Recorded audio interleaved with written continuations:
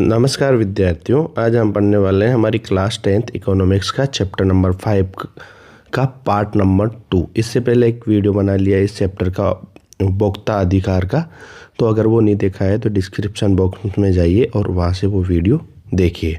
तो आज हम पार्ट 2 पढ़ने वाले हैं, उपभोक्ता संरक्षण अधिनियम 1986 कोपरा। तो क्या है कोपरा? उपभोक्ता अधिनियम जो संरक्षण अधिनियम 1986 कोपरा है वो क्या है? तो 1986 में 24 दिसंबर 1986 को ये अधिकार सरकार के द्वारा बनाया जाता है, हमारी संसद के द्वारा बनाया जाता है उपभोक्ताओं की रक्षा करने के लिए।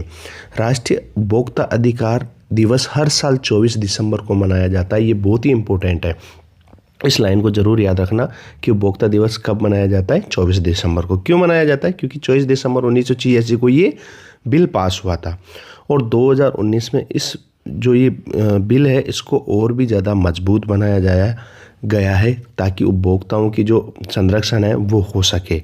तो ये कोपरा है, इसे याद रख लेना। बहुत सी बार यहाँ से क्वेश्चन आता है कि कब मनाया जाता है, कब लागू हुआ था, ठीक है ना। तो इसके उद्देश्य क्या है? जो कोपरा है, कंज्यूमर प्रोटेक्शन एक्ट है, इसके क्या एम्स हैं, क्या उद्देश्य इसके हैं? तो इसका जो पहला उद्देश्य है ये है, जो मेन उद्देश्य माना जाता है कि उपभोक्ताओं का जो शोषण है उसको रोकना है। उपभोक्ताओं का जो शोषण किया जाता है कंपनियों के द्वारा, दुकानदारों के द्वारा, उसको रोकना है। जो सरल और तेज शिकायत निवारण, उपभोक्ताओं की जो शिकायत है उसको और सरल तरीके से हो और तेज हो। उपभोक्ताओं की आवाज़ को कानूनी ताकत देना है। उपभोक्ताओं की आवाज़ को क्या देना है? कानूनी ताकत देना है। इसके तहत न्यायालय बनाए गए हैं, उपभोक्ता न्यायालय या कंज्यूमर कोर्ट्स बनाए गए हैं जो 3 स्तरों पे हैं। कितने स्तर पे? 3 स्तर पर। पहला है जिला स्तर पर या डिस्ट्रिक्ट कमीशन। इसमें मामलों की जो आर्थिक सीमा होती है, कितने रुपए तक के मामले इसमें सुने जाते हैं? 1 करोड़ रुपए तक का कोई प्रॉब्लम है तो वो जिला उपभोक्ता में जो मामला है वहाँ पे जिला उपभोक्ता आयोग में सुने जाते हैं। शिकायत पत्र और साक्ष्य देकर आवेदन यहाँ पर किया जा सकता है। इसके बाद हम देखते हैं राज्य उपभोक्ता आयोग, स्टेट कमीशन देखते हैं हम। तो इसमें आर्थिक मामलों की जो सीमा होती है, कितने रुपए तक के यहाँ पर चीज़ें सुनी जाती है? 10 करोड़ रुपए तक की जो आर्थिक सीमाएं इसमें है। अगर आपको जिला आयोग के जो फैसले हैं वो समझ में नहीं आते हैं या सही नहीं लगे तो आप इसके खिलाफ यहाँ पे अपील कर सकते हो। राष्ट्रीय उपभोक्ता आयोग, नेशनल कमीशन में, इसमें आर्थिक मामलों की सीमा कितनी है? 10 करोड़ से अधिक अगर कोई मामला है तो राष्ट्रीय उपभोक्ता आयोग में सुना जाएगा। राष्ट्रीय आयोग जो राज्य आयोग है उसके निर्णय के खिलाफ यहाँ पर अपील हो सकती है। सर्वोच्च उपभोक्ता अदालत है, ठीक है, इसके बाद कोई अदालत नहीं है। तो उपभोक्ता अदालतों की चुनौतियाँ, क्या क्या चुनौतियाँ अभी भी फेस करनी पड़ रही है उपभोक्ता जो अदालतें हैं उनकी? तो प्रॉब्लम विद कंज्यूमर कोर्ट्स, तो सबसे पहले हम देखने वाले लंबी प्रक्रिया। क्यों? क्योंकि केस होते हैं उनकी सुनवाई बहुत धीमी होती है, बहुत सी बार बहुत धीमी होती है, तो ये जो प्रक्रिया है बहुत लंबी हो जाती है।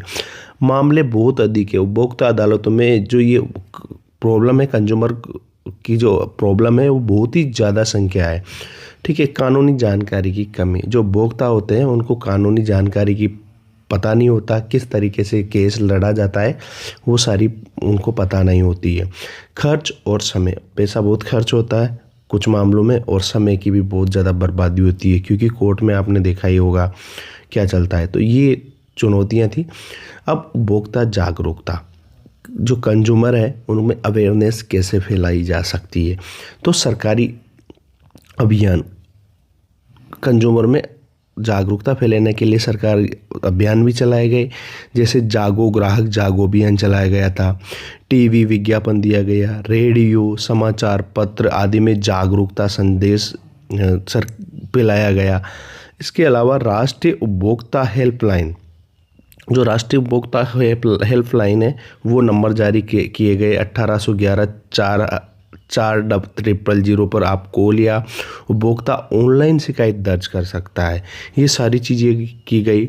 इसके अलावा ऑनलाइन कंप्लेन पोर्टल भी बनाया गया है जो consumerhelpline.gov.in पर आप लोग ऑनलाइन शिकायत कर सकते हो।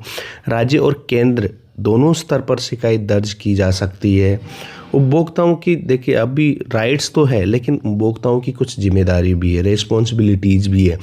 क्या रिस्पॉन्सिबिलिटी है कि जब भी वो सामान खरीदे तो बिल या रसीद लेना सुनिश्चित करे। ISI, एग मार्क, FSSAI आदि गुणवत्ता चिन्ह देकर ये वस्तु ले। उपभोक्ता की जानकारी जैसे उत्पाद की जानकारी जैसे MRP, एक्सपायरी डेट आदि ध्यान से देखे। गलत माप मिलावट मिलने पर शिकायत करे। ठीक है ना। ये भ्रामक विज्ञापनों से बिल्कुल सावधान रहे। भ्रामक विज्ञापन की तरफ आपको देखना भी नहीं है, बिल्कुल सावधान रहना है। कानूनों और अपने अधिकारों के बारे में जानकारी रखना है। उपभोक्ताओं के अधिकारों में उसको जानकारी होना चाहिए। ठीक है ना। कानूनी और जो अपने अधिकार हैं उसके बारे में उनको जानकारी होना चाहिए। तो ये उपभोक्ताओं की जिम्मेदारियां हैं। जब भी वो कोई भी सामान खरीदे तो ये सारी चीज़ें उसके द्वारा देख लेनी चाहिए, ताकि जो उपभोक्ता है वो सही तरीके से रेस्पॉन्सिबल हो सके। तो ये आप हमारा चैप्टर था। ये चैप्टर बिल्कुल कंप्लीट हो चुका है। अगर वीडियो पसंद आया तो लाइक, शेयर और सब्सक्राइब ज़रूर करें। Thank you.